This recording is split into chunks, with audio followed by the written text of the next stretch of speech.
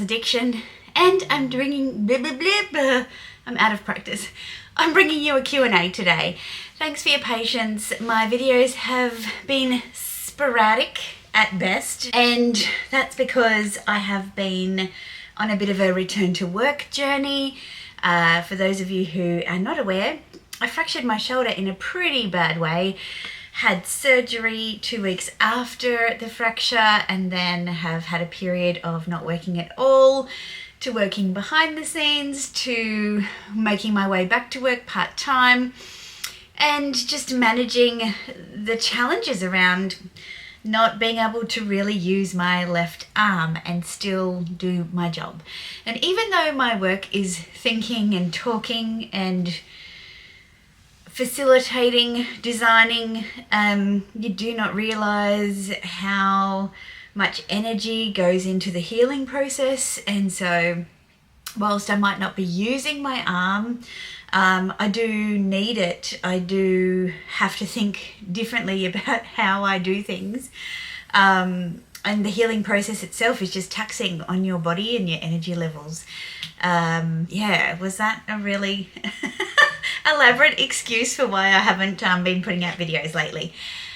Anyway, I'm bringing you a Q&A because I thought that might be a good way to get back into things, get my thinking happening. And with Q&As, there are always questions that have kind of the potential to be a video in and of themselves. So I'm kind of cheating and getting you guys to help me co-create some content here. So thanks to everybody who has sent through a question. Questions can be sent to me by keeping an eye on my Instagram stories. So my Instagram account is at Dales_addiction, and I will pop on my stories the opportunity to ask questions.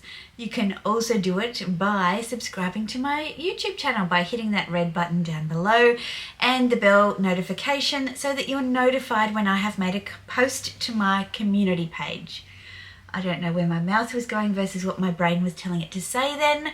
And you can pop your questions there as well. Let's get into the questions.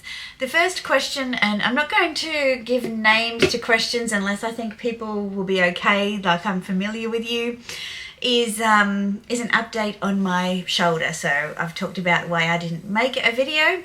So here's a quick update on the status of my injury. Last Monday, the 24th of March, I went along to my physio appointment thinking that I still had another week in my sling. And I was pleasantly surprised when the physio said to me, no, it's exactly 6 weeks today. Turns out I can't count. And so off came the sling, and we started to look at my ability to do active movement. So for 6 weeks, post-surgery, and 2 weeks prior to surgery, I had been in a sling, and I'm just going to stand up a little bit here so that you can see, with my hand kind of strapped to my body like this. And I was able to take my sling off from time to time and do exercises like this to keep my elbow moving and to, you know, get my wrist and my fingers moving, because when you don't use things for a long time, they can freeze. So I was really worried about my shoulder doing that, and there's still a potential for that to happen. With regard to my shoulder then, we started to have a look at, well, how well does the shoulder now move? I had been moving it around with like a stick. So holding a stick in this hand and kind of putting it into the palm of this hand and kind of pushing the hand around, so not actually activating the muscles. So now this was the first time on Monday where I could see how the shoulder moved on its own. And we took some baseline measurements so that we can track those for progress. So I'm going to adjust the camera and I'm going to show you just how limited my movement is. I'm going to give you a close-up of my scars if you're interested. And yeah, give you a bit of an overview of this one, because I know I get so many questions, and I have to say, the follow-up from you guys on Instagram DMs has been so lovely. Not people that I know very well in terms of in real life, people that I only know through socials, following me up, checking in on how I'm doing, providing empathy, more so than people I actually know. And it's when you're having a bad day or you're feeling, I'm sure you're getting the fizz from my soda stream there. When you're having a bad day or you're feeling a little bit detached, it has been so lovely to get messages from you guys. It's funny. It's kind of like breakups, you know, when you hear from the people you don't expect to and you don't hear from the people that you do. It's been like that with this, and I am really grateful for the little pep talks and the encouraging words and thoughts. So thank you. All right, let's do the demonstration. Okay, so let's have a little look at the scars here. So we've got 2 scars here on the front of my shoulder, and we've got 1 on the back there. So thankfully they're healing really well. I'm using a product called Strataderm, and I had them kind of taped up for a little while after the stitches. Well, there was no stitches removed, they were just glued to kind of make a nice little neat scar. And I have to massage this Strataderm kind of silicone gel into it really hard to keep it from being bumpy, and to also like ensure that the scar doesn't go stretching, that the skin stays nice and supple and plump. So who knew scar care was such a big thing? Not me, because I've not had any surgeries before now. So I am aiming, this is my right arm, I'm aiming to get my left arm to do this, and at the moment, let's see how we go. We're at about, we're doing okay today. It's a miracle, you've witnessed a miracle. Without kind of tensing the rest of my body. Bringing it down is really hard because I've lost all the muscle tone in my upper arm and shoulder area. It's interesting, if I bring it in and lift it, it is kind of way easier. That the impact of that extra bottom half of my arm does make the movement really tricky. Then I'm looking to come up at the front to the top like a 180. Look, I'm a fair way off that. Again, it's the strength that I am lacking from my shoulder joint. Yeah, well, that's about it because of the length of my arm. The next one that I'm practicing is putting my hand behind my head. When I'm able to do that well, I can put it there a little bit. I can just get a claw clip into my hair. I can't bring my elbow back and do it yet. And the next one is to bring my hand up behind my back like that, as if to put on your bra. And that's probably the hardest one. That's the one where I've got the most restricted movement. So that's what I'm working with at the moment until I start adding resistance and weights to the program. I'm still unable to drive. I'm visiting with this specialist tomorrow. I believe that I will have a X-ray or CT scan to have a look at what's happening inside, and then we'll work with the physio on reviewing the process from here. As I said to you when it originally happened, this is a process that's going to take between 9 and 12 months. And it's going to be very, very painful. 2 male friends of mine who've had shoulder reconstruction, rotator cuff tears, have said it is the worst pain that they have ever experienced. Yes, they were male. But I trust them. They are people who love exercise. They love to train, and so they would have had every motivation to push through the pain and get that mobility back. Yeah. So I expect it will be the same for me. You can hear me huffing and puffing now just by doing that. So yeah, no driving, but confident that with this kind of front range movement to here, that should mean I should be okay to drive at my next appointment. Hopefully. You might want to switch to podcast mode for the rest of this because there are lots of questions. There always are. You guys are always so inquisitive. First question.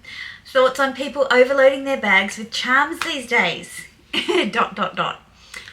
The overloading of the bag situation, it's not for me. I am not doing it. I like a charm, absolutely. I like something a bit fun and whimsy. The overloading of the charms on the bags reminds me of how I made bags that I didn't really like work for me in the early days. I remember there are a couple of bags. Pochette Matisse was one. There was another one called the Venus by Louis Vuitton. And I bought twillies and charms to try and make those bags more me, because I was trying to make it work. And it just didn't. And I guess the way I can best explain it is when I recently unboxed my Hermes Kelly, I put the twilly and the Rodeo charm on that bag. And even though I took photos and I enjoyed playing around with it, it was fun to play with it. Ultimately, it was pretty clear to me, even in the unboxing video, that it was too much. I subsequently offered you guys, if you're interested in that Rodeo, to reach out and let me know, and one of you did, and you now have it in your hot little hands. For me, somebody who loves a bit of fun and whimsy, I tend to let the bags do their talking. I'm not keen on overloading, but I do love a charm, and you will see me rock a charm from time to time. What if you see a bag you love that's not luxury? Are you buying it or not? I think the last time this happened to me was when I purchased my L'Afshar Perspex clutch.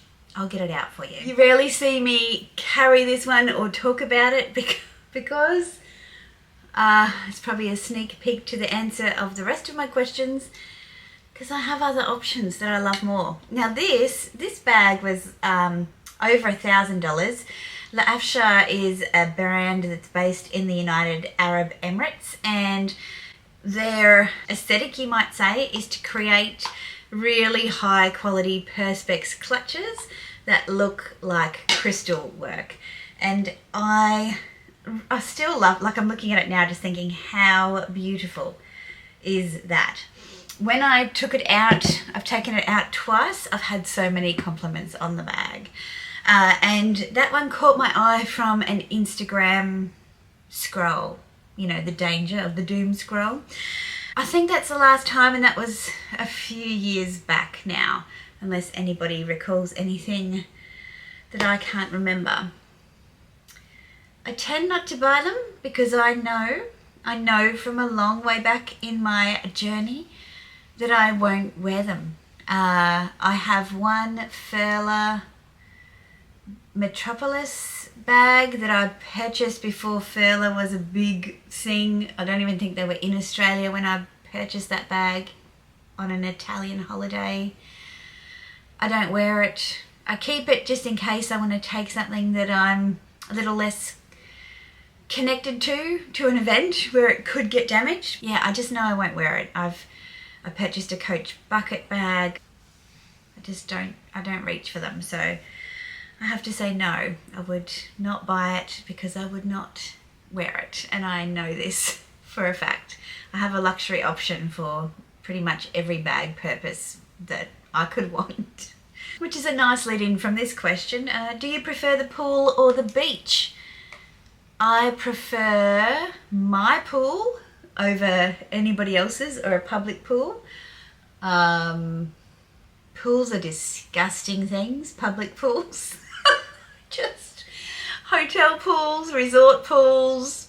Like, I know people are not getting out to do their business. Swim up pool bars. The things you see float, no, just no. No. And I'm not a fan of people letting their dogs swim in pools either. Just the hair and all the, no.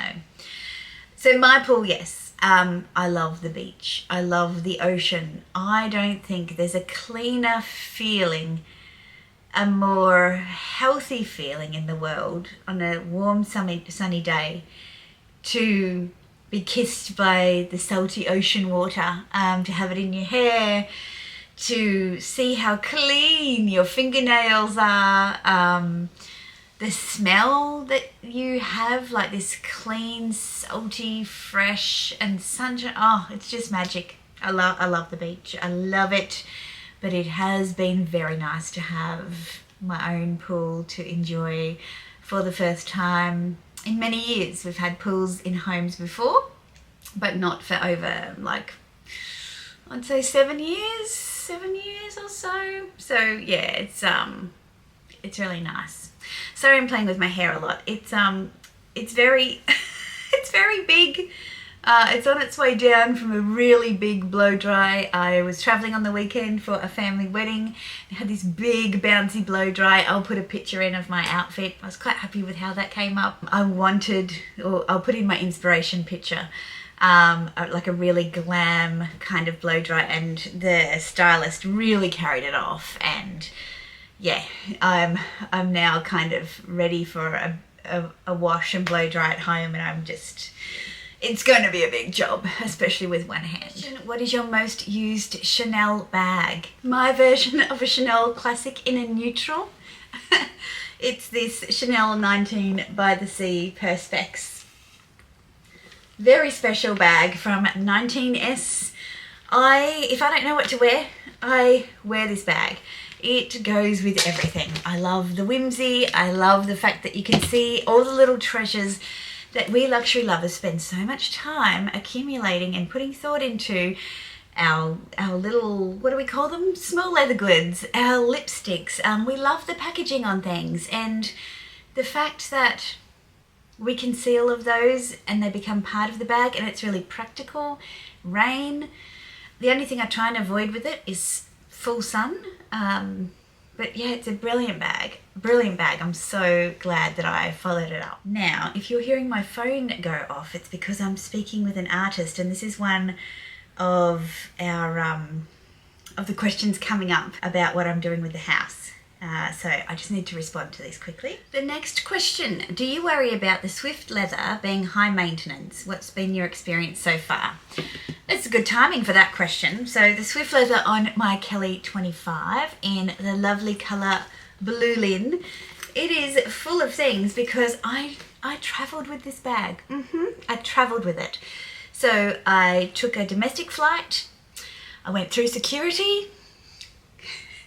I wore it the day that I travelled.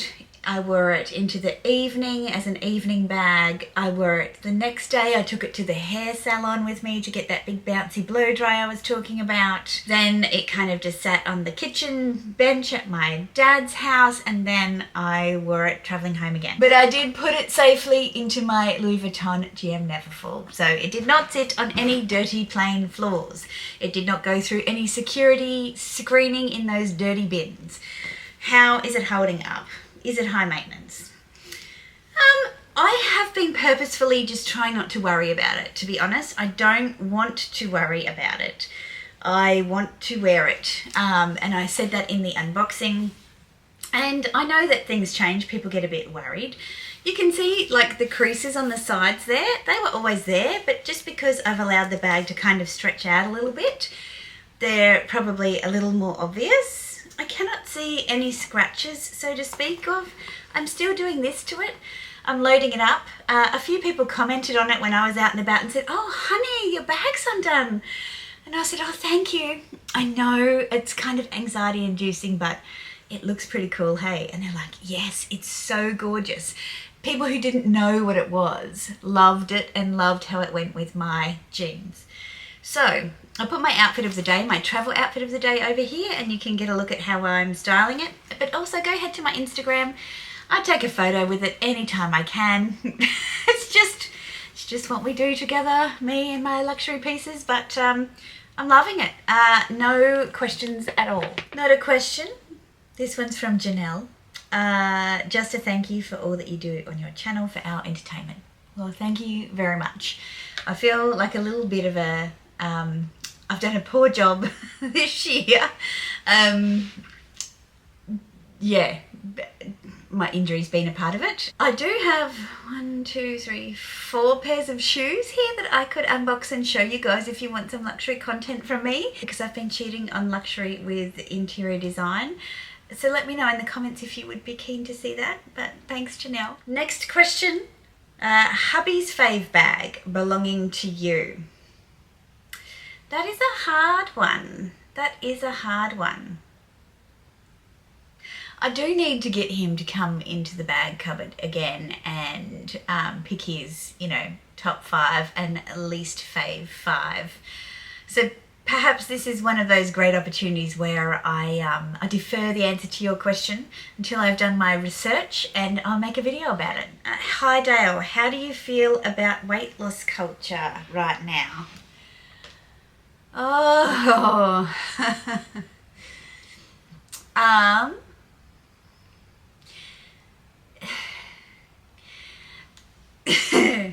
it's a hard question for me to answer, and I'll just put it out there and be honest that you all know that a few of my good friends that also have YouTube channels have been on pretty significant weight loss journeys over the past 12 months. So I'll put it out there and say, you and I both know that that's, in my orbit, and I am not going to be pretending that, they haven't had goals, had significant success with what their goals were, and are now on the other side of that. And being on the other side of it means that, you need to clear things out and get new things.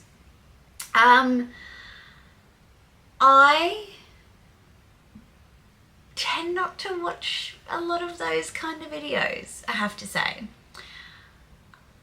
I am going to own every feeling that I have. If you relate, then cool. If you don't, cool as well.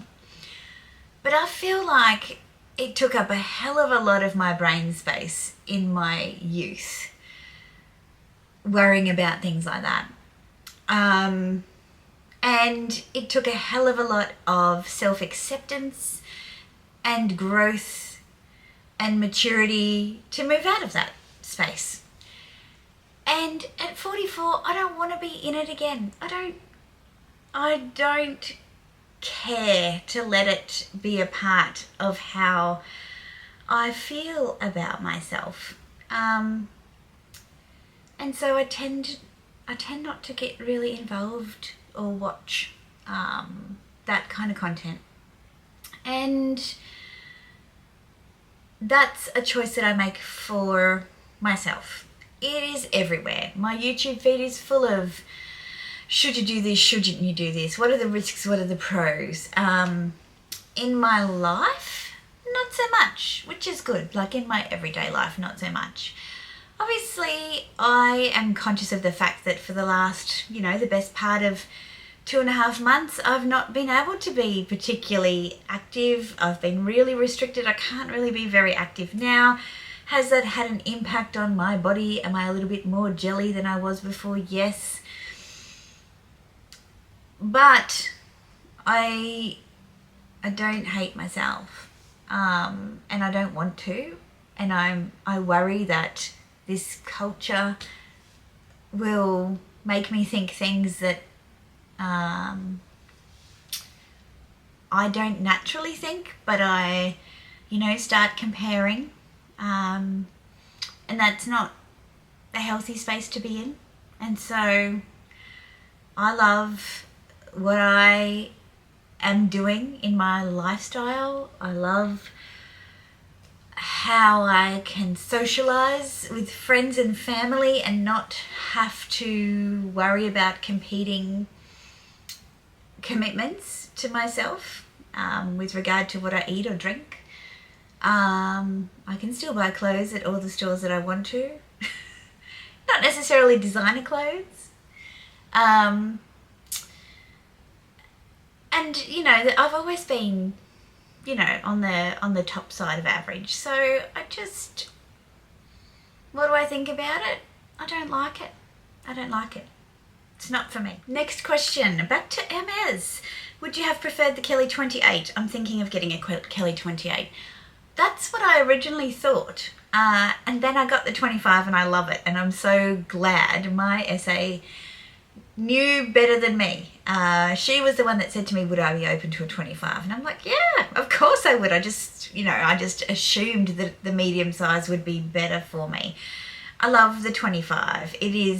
It's a great size, and I've showed before, it's very similar to my Peekaboo ICU small sizes. That is a bag that I love, and so yeah, I don't think I do want a 28. I think I'm very happy with my 25, but good luck to you. I hope you get your 28. Holiday plans for 2025. 2025 is the year of the wedding. We have 3 weddings to attend this year.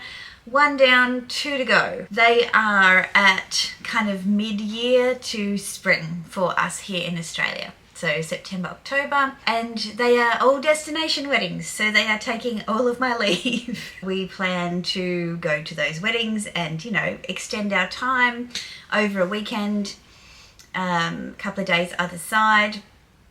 We also hope to be able to potentially host a family Christmas and also a gathering for my dad's 70th birthday. So I think it'll be very, very domestic this year. Nothing much planned at all. And this one connects to that question. This one's from Nick from the channel Living Life Loud with Nick J. Snell. I'll link his channel below. When are you going to stop pretending you won't come and book to join us in Paris? I can't pretend, Nick, because one of those weddings is my stepson's wedding, and I am stepmother of the groom. And I can't blow off a very important family wedding for a weekend shopping in Paris with you guys. I just can't. Yeah, don't worry, I've got the FOMO, but the dates, everything's sorted, and I can't influence either of them, so I just have to accept that I'm going to miss out. Unless something drastic happens, right? Let's hope that doesn't happen though. Next question. How many years have you lived in Brisbane and what attracted you to move there? I've lived in Brisbane since 2013, the same year Mr. Addiction and I got married. We were initially attracted to live here because we were here a lot for work.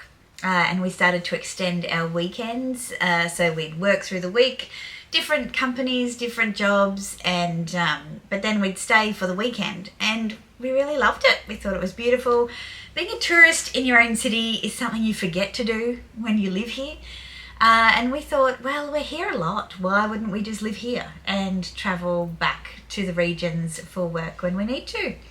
And so we started looking. It took us a good 12 months to find a home, and we made a lot of compromises, but that home had served us well, and we have just sold it, which is great news. So hopefully the settlement and everything will happen in a couple of weeks, and then we'll just be left with this home, which, is our new one that we got in December. And I think the thing with Brisbane is the climate. It's a very moderate climate here. People complain about the humidity. Humidity is so good for you in so many ways in terms of your hair and your skin. A lot of people I know who've had skin conditions like eczema and psoriasis say their dermatologists tell them move to Brisbane.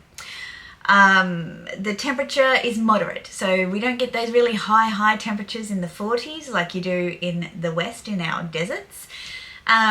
But we get pretty moderate temperatures. There's not a huge change in our maximum temperatures from winter to summertime. So in winter, an average daily temperature might be like 18 degrees, and in summer, 32, 33 degrees. So I love that about Brisbane. I love that it's still fairly quiet and humble. I love that you can still drive everywhere pretty easily and get a car park. There's great public transport. It's been built on a river that's full of sharks, but it's always nice to have water around. It's so close to some of the greatest beaches in Australia, the Sunshine Coast and the Gold Coast. So yeah, what more is there to love for a livable city? I always say to people, caution them if they come here as tourists, because I don't feel like it's a place to sightsee. It's a place for living. It would be a good place to come for a secondment with your work, like if you were able to do an overseas secondment or something. Next question. If you could have dinner with one designer, past or present, who would it be and why? Look, I feel like it's obvious, but Karl Lagerfeld, because of his time at both Chanel and Fendi. I would love to pick his brain at how he managed to keep both brands progressing in accordance with their brand codes, but also kind of bring an element of Karl to each brand as well. I think that's such an art form. The fact that he collaborated with the Fendi family for so long, that, you know, he was at Fendi for well over 50 years. He was at Chanel for how long? A long time. From the 80s at some stage. And yeah, to constantly have ideas in your head about multiple collections and evolving brands and dealing with consumer tastes and preferences, particularly at Fendi around fur. I just think he was an absolute genius, and I feel like both houses have struggled in the wake of his loss. So I think he would know that too. He had a pretty healthy ego as well. So for that reason alone, I would love to just talk to him, because he's a very confident person as well. Do you get embarrassed when somebody recognizes you in public? No, but it is always weird. I always have to ask people, what's your name? And then what's your username on YouTube or Instagram, wherever we kind of interact. Because people forget to tell me their name. They know me. Oh, Dale, oh my God, how are you? Like, it's nice to meet you, or run into you, or I thought I might see you here. And we start chatting, and I'm like, oh, I need to know who you are first, and how we connect, because that's probably the weird part. I'm just like, before we go on, tell me your name. But no, I don't get embarrassed. That's why I started my channel, is to connect with like-minded people who have a similar interest. So always say hello. If you see me, say hello. And if it's not me, I do have a few doppelgangers out there, so don't blame me for giving you a bum steer. Have your favourite colours changed over the years? No, my favourite colours have not changed. I am still a basic Betty when it comes to my favourite colours. Lilac, number 1. Green, number 2. Emerald greens and khaki olive greens. Love. Pinks. I like more like sunset pinks. I don't really like super hot pink. I like softer pinks. And I love a dusty blue. I love a dusty blue. I'm not so much an electric blue fan, but I love a dusty pale blue as well. They're my favourites, have been for many years, continue to be. Aussie brands for day to night outfits and shopping days. That's pretty easy, I would have to say. Zimmermann, you know, Zimmermann's kind of become so popular, and I have to say a bit overrated lately. It's being pushed a fair bit, so I still love it. I look at every collection, and I do try and find some unique pieces to incorporate into my wardrobe. I find that they do a lot of outfits, and I don't want an outfit, you know, from a brand. I want to buy something that I can wear over and over again in different ways. And I find that hard with Zimmermann, because they tend to just have a dress and it's a look in itself, and you feel a bit repetitive when you wear it over and over again. Camilla, another one. I've been, you know, into Camilla for years now, when they shifted into the linens. And the resort wear became a bit more inspired by the places as opposed to the prints. And then the prints followed suit. Yeah, I indulge in quite a lot of things, some lovely florals. I have found cuts that they make collection after collection that really suit me, that I can wear to work, I can wear to lunch, I can wear to a lovely dinner, I could wear to a wedding if I wanted to. The challenge is that I've worn them in all of those other environments. Do I see them as something suitable for a wedding? When most people would go there to buy it for a wedding, I'm wearing it every day. So I would say yes. My mindset would be, oh, I've probably casualized this too much. With Camilla, other brands that I like, I keep an eye on, are Kivari, the label, Kivari. I love their, you know, they're kind of, I would say, similar aesthetic to Zimmermann, kind of coastal Aussie, lovely linen fabrics. I would say Moss the label do some beautiful pieces as well. La Boheme, they do like capsule collections, Sumi, probably a little bit more on the casual side. I'm trying to think day to night. Australian brands. I have purchased a few separates from Colours and Paddy. Some beautiful organza blouses.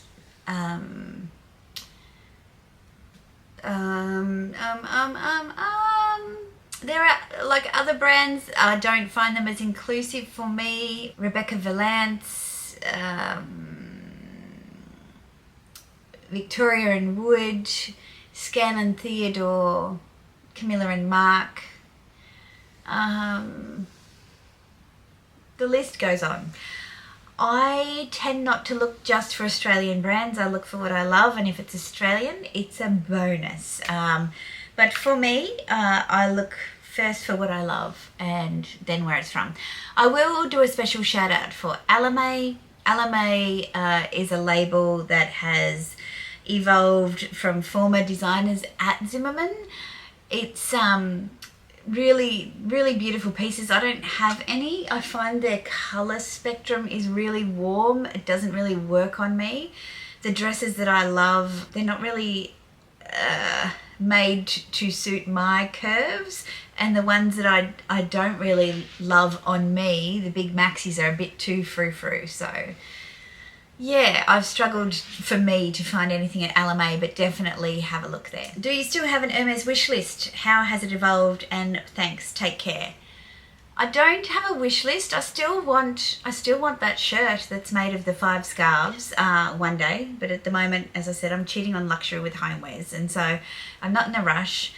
I haven't received an answer yet on my extended strap for the Kelly, so I requested an extended strap and they haven't approved that yet. Could I buy more homewares? Yes, but yeah, I'm not pursuing it with any level of urgency at the moment. And I tried to make an appointment with my SA before this wedding to go and find a scarf. She was really busy. She didn't have availability. She sent me some pictures of things she had in the store because I have to think about how I'm going to get there now, and there was nothing grabbing me. So on the positive side, I probably saved myself $1,500. On the negative side, yeah, my journey has slowed down a little bit.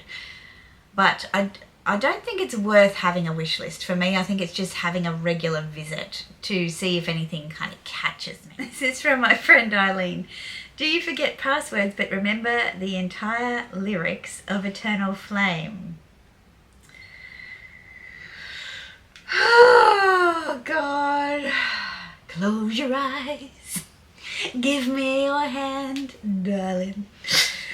And then she says, and time after time, sometimes you picture me, I'm walking. I don't even know if that's the words. They're my words. Yeah, sometimes that happens. Indeed. Sometimes it does. Sorry for the singing. Where did you get your colour analysis done in Brisbane? I did not get a colour analysis done. I did a styling course and I worked out my own colour season through the exercises in that styling course. It was the 5 stages to style with Caitlin. I'll put a link in the description box. It was magic. It transformed my whole understanding of colour, of shapes, of patterns, of hairstyles, everything. I'm still learning. For me, it really connected. I had a real intrinsic motivation to do that course. It has solidified my style. I know a lot of people that have done it and didn't find it as kind of helpful as what I did. For me, it was like catnip. Everything stuck to me. I remembered everything. I still remember it all. Yeah, love it. Loved it. So it depends, I guess, why you're doing it. Is it about colours? Is it about style? Is it about feeling great? Is it about cementing your personal style? Is it about tweaking things and feeling good in yourself? I I think it's more than just your colours that you need to know. Colours are just a small part of it. If you were starting your collection from scratch, what would you buy and why? I'm going to assume this is my bag collection. If I was starting from scratch, what's the first thing I would buy? I'd buy something that I could wear every day. So I think it's hard to say in retrospect, because to tell yourself it's worth spending $7,000 on a handbag that you're going to wear every day and not baby it and not be scared of it would be... you wouldn't listen to yourself, I don't think. However, given that we have the benefit of hindsight right now, I would say I'd go for a Fendi Peekaboo ICU in the small size. To me, it is an easy bag to wear for work. Lunches, goes with dresses. You just have to pick the colour and style that you love. Here's a very basic one here, and I'll also add some pictures in of my favourite, the Violetta.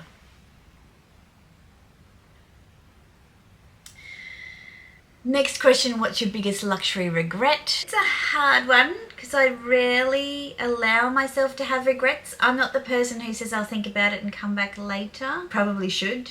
Oddly, I don't find those regretful purchases. I would say that I didn't follow my intuition.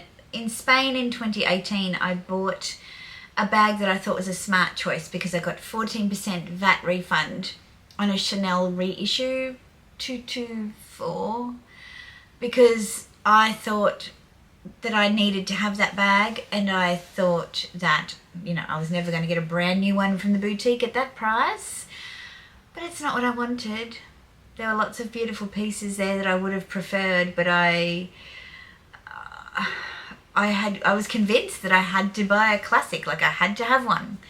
And this was a smart choice for an international purchase with a VAT refund attached to it, and it was the only one they had. And yeah, so I probably felt like a bit of a fool. I wore it once or twice and I sold it pretty quickly afterwards, for a bit of a loss too, even though I had that discount. So yeah, not buying what you love, I think. Apart from your latest squishy delishy, what's on your wish list?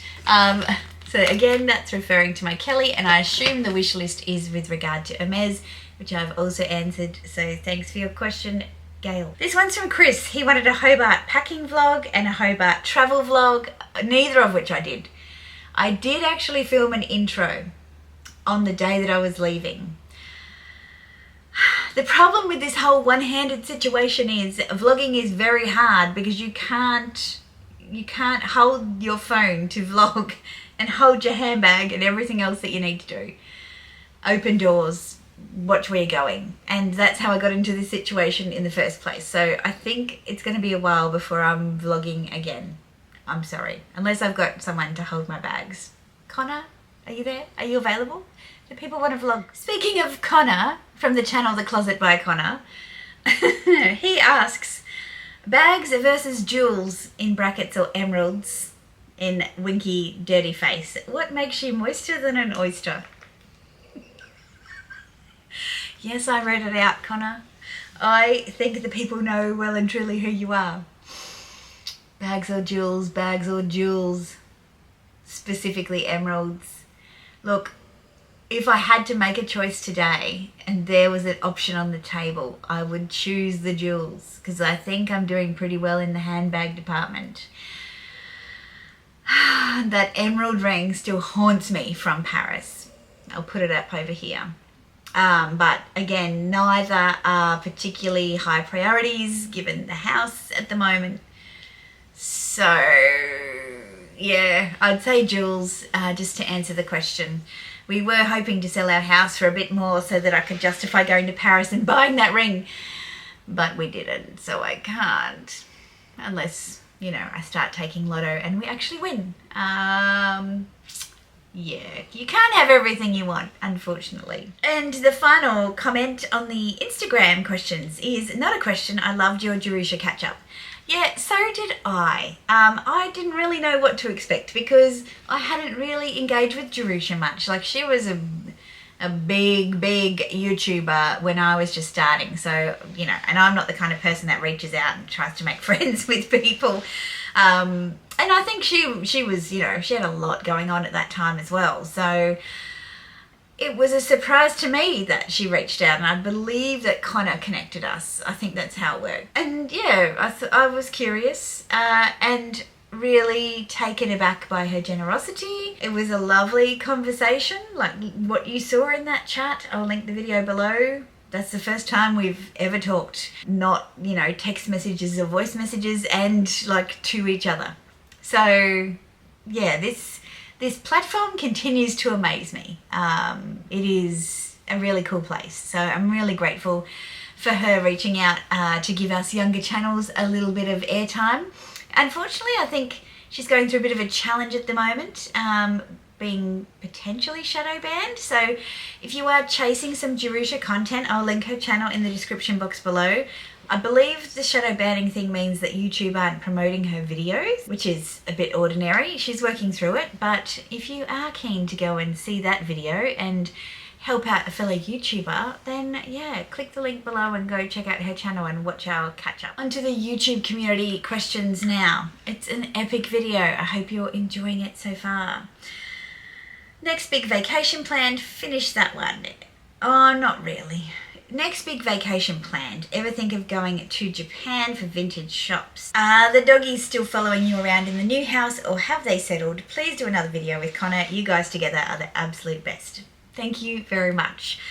Don't have a big vacation planned. Mr. Addiction sent me a reels on Facebook the other day of Italy saying that it was exactly like the road trip that we did, and I said we should go back, and he didn't say no. So so, you know, I take inspiration from that. But no, we don't have anything planned, and I don't tend to plan out things long term. So as soon as I know, you'll know, and it will happen probably very quickly after that, like within 6 months. That's kind of how I do it. Ever think of going to Japan for vintage shops? No, not really. I'm not a huge fan of vintage. I know some people are and absolutely love it. For me, I love the pristineness of luxury. It's one of the draw cards for me. It might be stupid. If there were some pre-loved things that I didn't have to go and, like, you know, what do you call it? What do you call it when you thrift? I don't like how much work's involved in it, is what I'm trying to say. I do not like it. I do not. I've got into my Dr. Seuss phase. So no, I wouldn't go there just for vintage. I'd like to go to Singapore and shop, you know, immaculate pre-loved for sure. Yeah, and the prices are pretty good at the moment, and our dollar is kind of similar, so it also makes it easier for the conversion rate as well. I will try and get Connor sorted for another video. We are due another video. Perhaps we could do some of the runway reviews from the latest fall winter collections that have walked. And the doggies are quite happily sleeping on the end of our bed at the moment. You could safely say they have found their place. They have settled in. They're very, very happy here. Do you think you'll fall into the addictive side of getting Hermes quota bags from the boutique? Usually people never stop at one offer, so I'm curious if you want to keep going. At the moment, I don't feel a huge desire to keep going. I do, however, feel like I like the whole pop in and see what's new without the pressure to buy anything. I like that way of shopping. I don't think I've ever really had that kind of experience before. I've always made appointments to go and buy things, whether it's been Hermes or Fendi or Louis Vuitton or Chanel back in the day or Dior. I never really browsed. And I'm keen to do some browsing and some looking and just have the pressure off. Not make appointments, just go and peruse. And then if I do want something, I would make an appointment following that. So yeah, I don't think I'm going to get into the addictive side of it, but never say never. If you had to choose one pair of sunglasses to wear for the rest of your life, which would you choose? It can be from your own or any other. Anything from the recent Chanel collection for you, and from each brand in your current collection, choose one bag to keep, one to burn, one to gift. There's a bunch of ideas in this comment. Thanks, Chanaz. I'll answer the first question and then I will incorporate the other two into video ideas. So, if I had to choose one pair of sunglasses to wear for the rest of my life, what would I choose? I actually need to get a new pair of them. And it'll be interesting because I haven't worn them for a long time. I'll fish them out to show you. Okay, let's see if I still love them.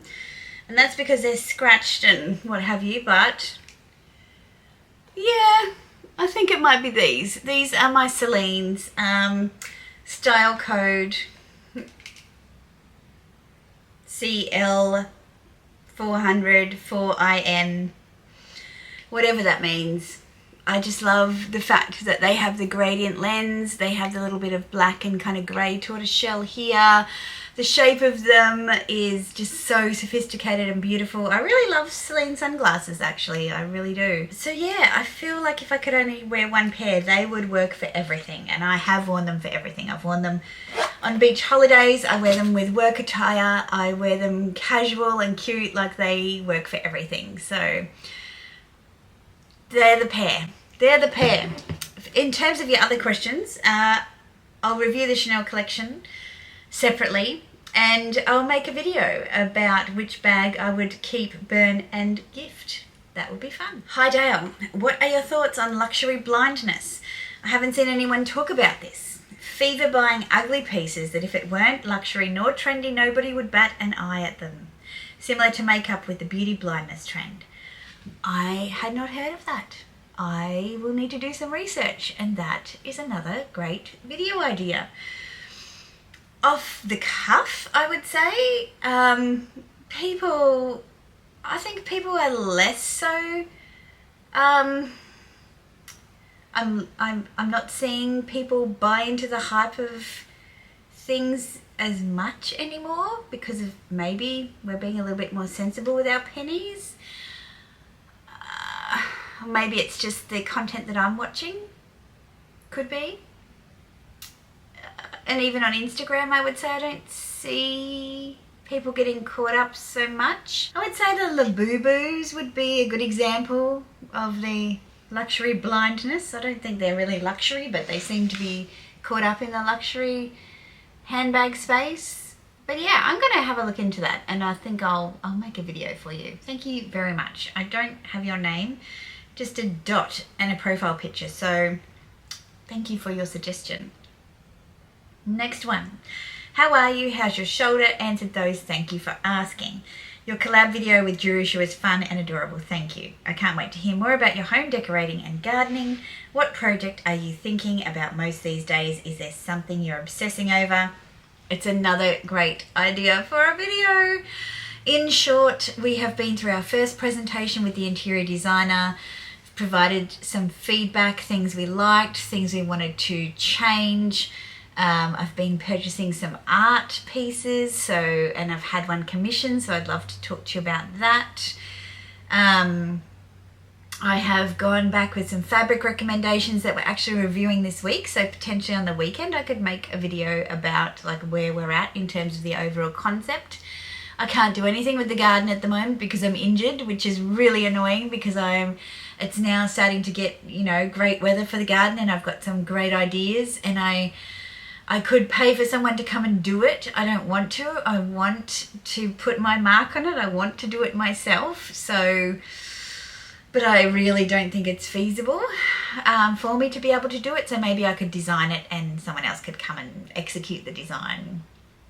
Yeah, it's a bit sad, but I kind of don't want to wait too long either. Have you any suede bags? Thoughts on suede?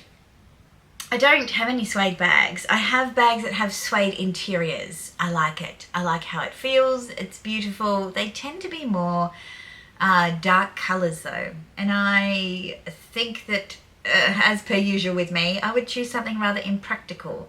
I would like suede in the colours that I like, light, beautiful, pretty colours, not browns and chocolates and things like that. So browns and chocolate kind of the same, right? So I'm not against suede. I'd definitely be interested in suede, but I haven't seen it in a colour that I like. Am I interested in the Row Margot or their other bags? I am not.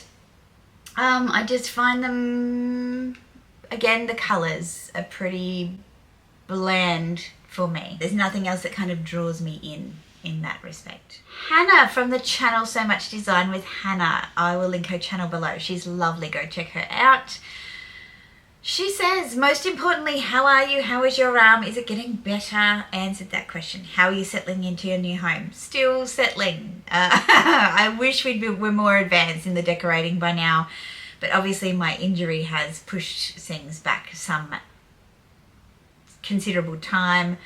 I'm thinking after this next couple of weeks, we should have locked in a few of our key concepts so we can start the procurement process, which will be cool. And a handbag question, would you consider a made-to-order Hermes bag? If yes, what would the dream be? I would consider one. However, I have seen the colours on socials, Purse Bop maybe, of what they've put out for the made-to-order options this year.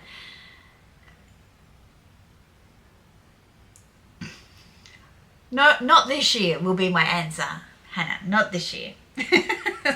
Have you talked about the Coach Kiss Lock? I know you aren't typically a fan, but what are your thoughts? Are you feeling essentially done with H quota bags at this point? I've not talked about the Coach Kiss Lock. I don't watch those videos. I am not remotely interested, and so you probably won't get an opinion from me on that. I've only got so much capacity for luxe content and bag content, so I just tend to drift to where my interest lies. So my apologies, I'm not the gal to talk to about Coach. Autumn Beckman talks a lot about Coach. She does a Coach video every week, so I would recommend checking out her channel. If you wanted my opinion on it, as I said, I'm reluctant to give it because it would just be a, you know, oh yeah, I like it, or oh no, I don't like it. And because I won't buy it, it doesn't mean anything. So I'm reluctant to, you know, I think it's disrespectful to your question to answer it without due consideration, if that makes sense. Am I feeling essentially done with quota bags at this point? Yeah, I'm satisfied, weirdly. Am I at purse piece? I don't know. Like, I'm not chasing the next bag. I'm really happy with what I have. I'm really lucky with what I've been able to acquire. So, yeah, I feel kind of content. Content would be the right word. Am I done? Oh, I wouldn't say so. I think that's a dangerous statement for me to make, but I'm content for sure. I notice you don't have subscriber unboxings anymore. That is right. I haven't had subscriber unboxings for, has it been 2 years or 1 year? Maybe 1 year. 2 years, 2 years. I loved doing them, but God, they were a lot of work. And even if you give people the instructions on how to make it easier for you, sadly, in the heat of the moment, when you're not somebody who feels comfortable doing it, you can miss some of those details, and that makes it even harder for me in the editing process. And it's just not something that really got a lot of traction on my channel. Excuse me. So I found that I was spending a lot of time on it, and it wasn't really getting the views, and I had to chase up submissions as well. So it was a time in my channel that I loved, and if you are interested in going to see some of those videos, please go and check out the playlist. I will link it in the description box below. It was a joyful time in my YouTube journey. What do you think of the revamped Fendi Spy? The same as I felt about the original Fendi Spy. Not a huge fan. I think it's cool that they've revamped it. I will save my full opinion for when I finally review the Fendi 100 collection. But yeah, I won't be buying one, I don't think. Have you started planning your garden, and what are your favourite things to grow? I talked about that before.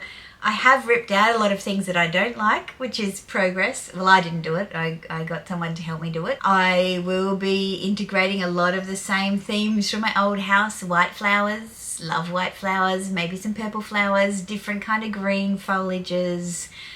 Yeah, things that look a little bit overgrown, like they've taken over the place, but in a beautiful, pretty way. That's my plan. Let's see how that comes into fruition. I need to raise the garden beds. I'd like to do some little